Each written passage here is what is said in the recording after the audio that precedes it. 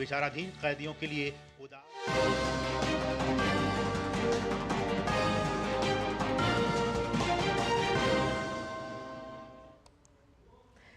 नमस्कार, स्वागत है आप सभी का दूरदर्शन समाचार के सांकेतिक भाषा के इस खास बुलेटिन को लेकर हाजिर हूं मैं कृतिका और मेरे साथ है मेरी सहयोगी मनीषा, जो खबरों को सांकेतिक भाषा में आप सभी तक पहुंचाएंगी।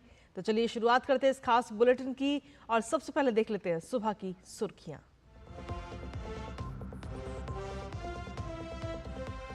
केंद्रीय गृह मंत्री अमित शाह की अध्यक्षता में पंचकुला में होगी भाजपा कार्यकारिणी की बैठक। अमित शाह कार्यकर्ताओं को देंगे जीत का मंत्र।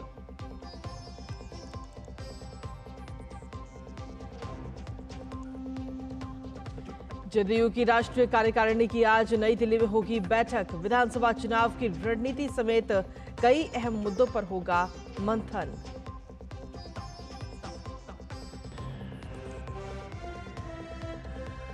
शराब नीति मामले में दिल्ली के मुख्यमंत्री अरविंद केजरीवाल को आज दिल्ली कोर्ट में किया जाएगा पेश। 3 दिन की सीबीआई हिरासत आज हो रही है खत्म।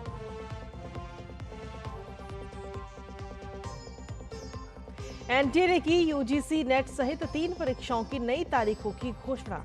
21 अगस्त से 4 सितंबर के बीच में आयोजित होगी यूजीसी नेट परीक्षा। एनसीईटी 10 जुलाई और सीएसआईआर नेट के 25 से 27 जुलाई के बीच होंगे एग्जाम।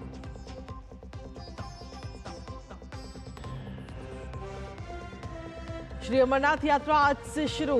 4603 श्रद्धालुओं का पहला जत्था बाबा बर्फानी के करेगा दर्शन।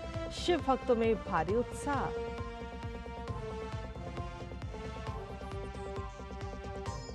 और खेल की खबरों में T20 विश्व कप के खिताबी मुकाबले में आज भारत और दक्षिण अफ्रीका होंगे आमने सामने।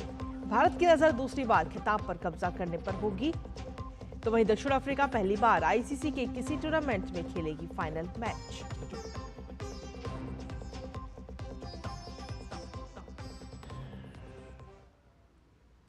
तो ये थी सुबह की सुर्खियां और सुर्खियों के बाद अब खबरों में विस्तार से बात करेंगे। हरियाणा में विधानसभा चुनाव की तैयारियों में जुटी भारतीय जनता पार्टी में लगातार बैठकों का दौर जारी है। केंद्रीय गृह मंत्री अमित शाह भाजपा कार्यकर्ताओं में जोश भरने के लिए आज हरियाणा के दौरे पर आ रहे हैं। वहीं अमित शाह पंचकुला में प्रदेश कार्यकारिणी की बैठक की अध्यक्षता करेंगे। इस बैठक में हरियाणा के मुख्यमंत्री, केंद्रीय मंत्री एवं विधानसभा चुनाव प्रभारी धर्मेंद्र प्रधान, सह चुनाव प्रभारी विप्लव कुमार देव, केंद्रीय मंत्री मनोहर लाल समेत तमाम बड़े नेता शामिल होंगे। इस बैठक में अमित शाह कार्यकर्ताओं को जीत का मंत्र देंगे।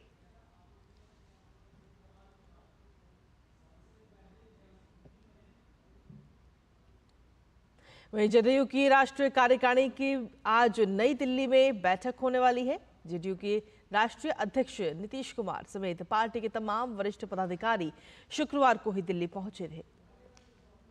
वहीं इस बैठक में 2024 लोकसभा चुनाव के परिणाम, 2025 में होने वाले बिहार विधानसभा चुनाव, भविष्य की रणनीति पर विचार विमर्श होगा। पार्टी के सांगठनिक विषयों पर भी मंथन होगा और कई महत्वपूर्ण निर्णय भी लिए जा सकते हैं।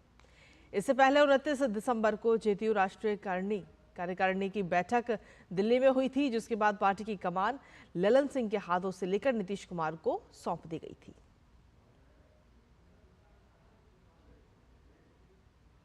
वहीं शराब नीति मामले में दिल्ली के मुख्यमंत्री अरविंद केजरीवाल को आज दिल्ली कोर्ट में पेश किया जाएगा। केजरीवाल की 3 दिन की सीबीआई हिरासत आज खत्म हो रही है। सीबीआई ने केजरीवाल की 5 दिन की रिमांड मांगी थी, जिसमें कोर्ट ने केजरीवाल को 3 दिन की रिमांड पर भेजा था। गौरतलब है कि शराब नीति के कार्यान्वयन में कथित अनियमितता की शिकायतों के बाद उपराज्यपाल ने सीबीआई जांच की सिफारिश की थी। इससे पहले केजरीवाल को ईडी ने मनी लॉन्ड्रिंग मामले में 21 मार्च को गिरफ्तार किया था।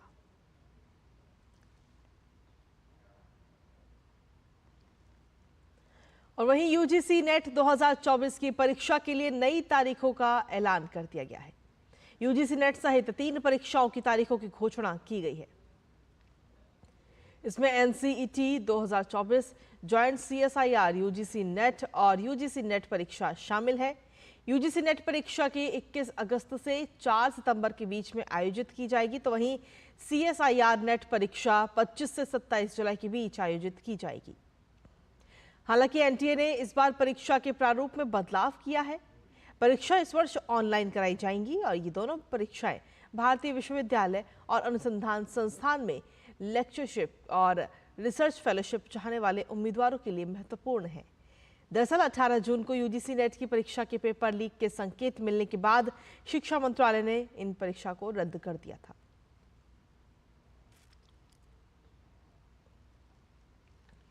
और वहीं श्री अमरनाथ यात्रा आज से शुरू हो चुकी है। पुरुषों, महिलाओं और साधुओं सहित कुल 4,603 श्रद्धालुओं का पहला जत्था आज बाबा बर्फानी के दर्शन करेगा। आज सुबह दोनों रूटों से पवित्र गुफा के लिए पहलगाम और बालटाला आधार शिविरों से तीर्थ यात्रियों ने प्रस्थान किया। बाबा बर्फानी के दर्शन के लिए देश भर से आए शिव भक्तों में भारी उत्साह भी देखने को मिला। यात्रा को देखते हुए सुरक्षा के कड़े इंतजाम किए गए हैं। इसके साथ ही ड्रोन और सीसीटीवी कैमरों से यात्री वाहनों पर नजर रखी जा रही है।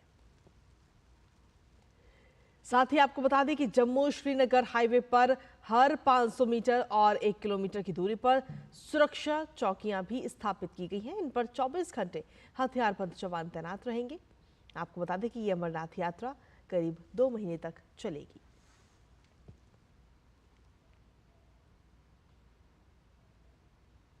और अब बात मौसम की। भारतीय मौसम विभाग ने कहा है कि अगले 4 से 5 दिनों के दौरान उत्तर पश्चिम भारत में मूसलाधार बारिश होने की संभावना है।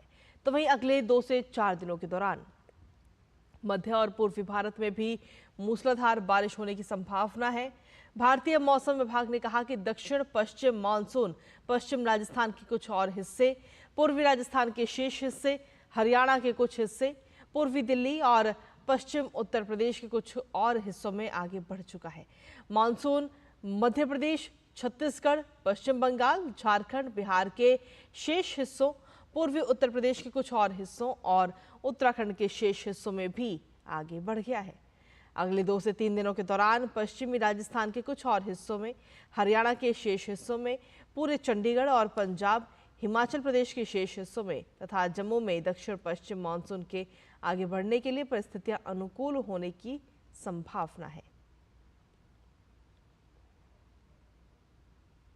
और अब बात खेलों की, जहां T20 क्रिकेट विश्व कप के फाइनल में आज भारत और दक्षिण अफ्रीका की टीम आमने सामने होंगी।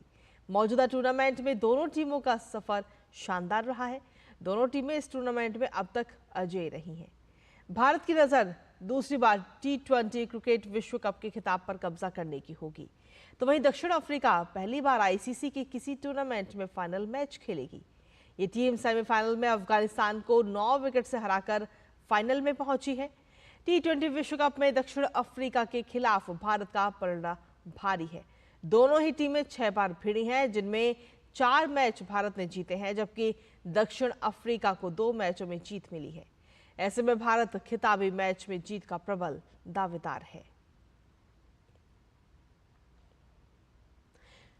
वहीं भारत और दक्षिण अफ्रीका के बीच आईसीसी T20 विश्व कप के फाइनल मुकाबले में न्यूजीलैंड के क्रिस गाफानी और इंग्लैंड के रिचर्ड डलिंगवर्थ मैदानी अंपायर होंगे। मैच में रॉड टक्कर चौथे अंपायर की भूमिका में होंगे, तो वहीं रिची रिचर्डसन मैच रेफरी होंगे।